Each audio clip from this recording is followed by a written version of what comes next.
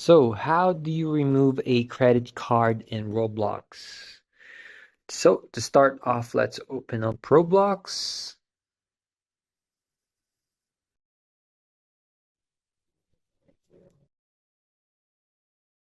Now, here you need to head over to More and scroll down until you see the settings.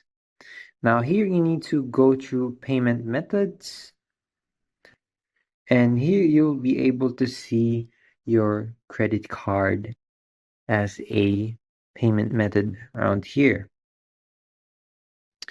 Now, after you do see your credit card, you can automatically click on the X or the cancel to remove your credit card that is connected to your account. So after doing so, credit card would be removed in your account. So that's basically it. Thanks for watching. Don't forget to like and subscribe for more helpful topics.